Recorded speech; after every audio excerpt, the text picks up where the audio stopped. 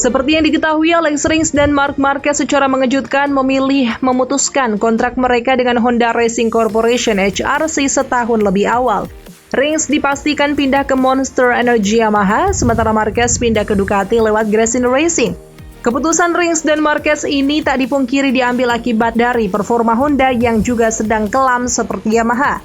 Quartararo juga sempat dikabarkan ingin hengkang meski kontraknya dengan Yamaha masih baru akan habis pada akhir 2024. Namun, ia memilih bertahan.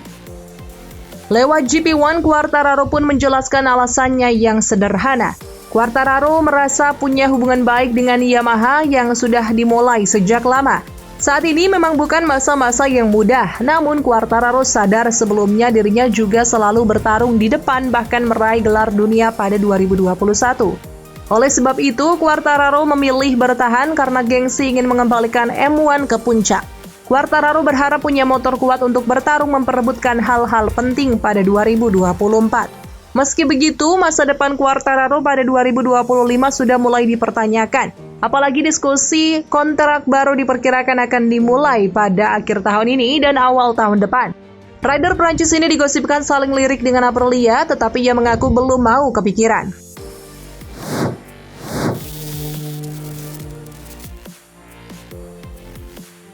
Manajer tim Repsol Honda Alberto Puig mengakui bahwa belakangan ini ia melakukan pembicaraan dengan Fabio Di Giannantonio, tetapi juga menyatakan bahwa Di Gia bukanlah satu-satunya opsi. Puig pun dikabarkan berdiskusi dengan Luca Marini dan juga Aldeguer. Aldeguer yang uniknya masih berusia 18 tahun sudah jadi incaran beberapa pabrikan MotoGP sejak musim lalu. Musim ini ia tampil lebih kompetitif dan sudah meraih 2 pole dan 4 podium termasuk 2 kemenangan. Alhasil, Repsol Honda pun menjadikannya salah satu bahan pertimbangan. Aldeguer dikabarkan ditawari kontrak 2+1 yang artinya berdurasi 2 musim dengan opsi lanjutan untuk musim 2026. Meski begitu, lewat MotoGP.com di Sepang, Malaysia, pembalap Spanyol ini menyatakan belum ada proposal tertulis dari Honda. Aldeguer pun menyatakan dirinya merasa sudah siap naik ke kelas para raja walau masih remaja. Meski begitu, ia tak memungkiri ingin naik ke MotoGP ketika sudah memiliki pengalaman yang matang berdasarkan proses belajarnya di Moto2.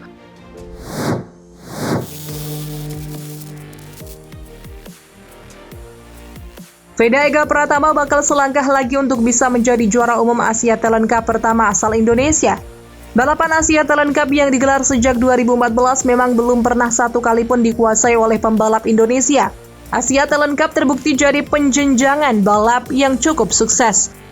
Karena nama-nama yang menjadi juara pun kini masih banyak yang turun di ajang Moto3 World Championship serta Moto2. Sejak musim perdana Asia Talent Cup, Indonesia memang sudah mengirimkan ridernya. Musim pertama hanya ada Wilman Hammer yang turun satu musim penuh dan hanya mampu finish terbaik di posisi 5. Sementara Andi Gilang turun satu race saja di Sentul dan finish di posisi 10.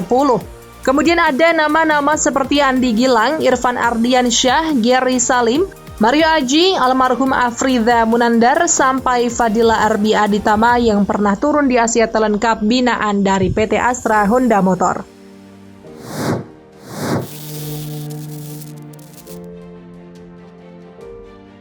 Mantan pembalap asal Australia Troy Bayliss sangat senang mendengar rider Spanyol Alvaro Bautista akan kembali tampil di MotoGP. Bautista mendapat wild card di seri MotoGP Malaysia akhir pekan ini. Dia akan tampil bersama tim Aruba.it Racing Ducati.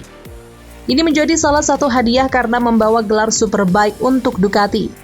Adapun tujuannya, Bayliss yakin Bautista akan bersenang-senang dan mungkin menjadi ajang pembuktian kecepatannya.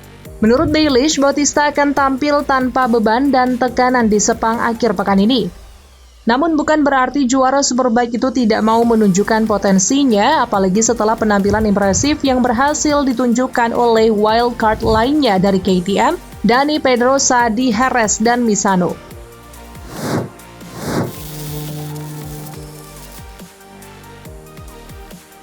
Jelang MotoGP Malaysia akhir pekan ini berhembus kabar kalau Jorge Martin bakal ditarik ke tim pabrikan Ducati untuk musim 2024 nanti.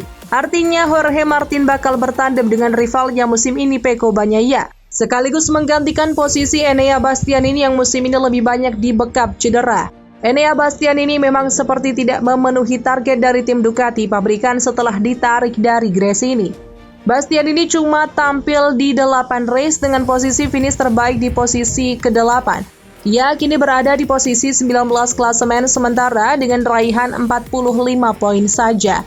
Catatan poin Enea Bastianini yang sedikit tersebut membuat tim pabrikan Ducati hanya berada di posisi 3 klasemen sementara.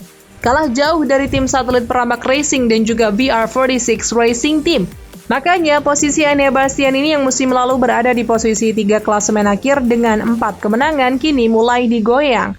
Ketika dinyatakan perihal kepindahan Jorge Martin ke tim Ducati tahun depan, Jorge Martin mengaku senang. Langkah Ducati untuk segera menarik Jorge Martin ke tim pabrikan diyakini agar mereka tidak kalah lagi dari tim satelit seperti musim ini. Apalagi kedatangan Marc Marquez ke Gresini Ducati juga bisa menyulitkan tim Ducati pabrikan musim depan karena musim ini Alex Marquez juga makin kuat di Ducati. Sementara itu musim depan Pramac Racing kedatangan rider Yamaha Franco Morbidelli yang juga diyakini bisa tampil bagus. Jadi kalau skuad tim pabrikan kalah dari tim satelit tentu Ducati bakal malu.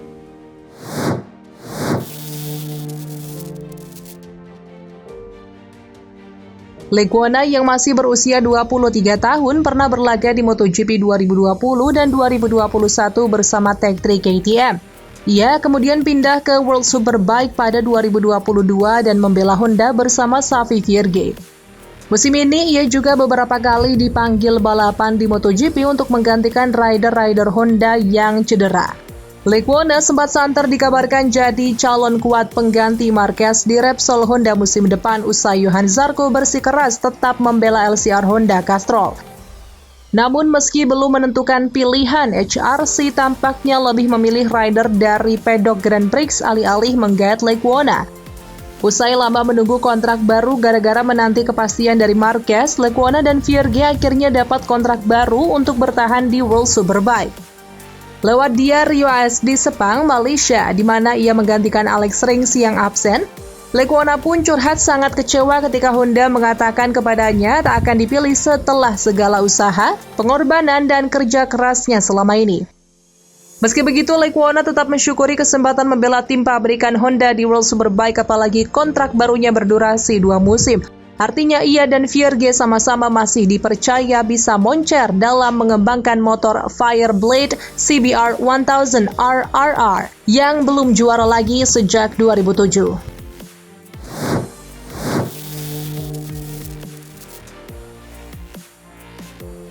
Mir dan Marquez mulai bertandem musim ini dan mereka pun sama-sama paham betul bahwa performa Honda sedang sangat terpuruk. 4 rider Honda sulit menjinakkan RC213V sehingga kerap kecelakaan dan cedera. Marquez dan Alex Rins sampai memutuskan untuk hengkang. Lewat moto.it, Mir mengaku tidak terkejut ketika Marquez memutuskan pergi dari Honda usai 11 tahun berkolaborasi.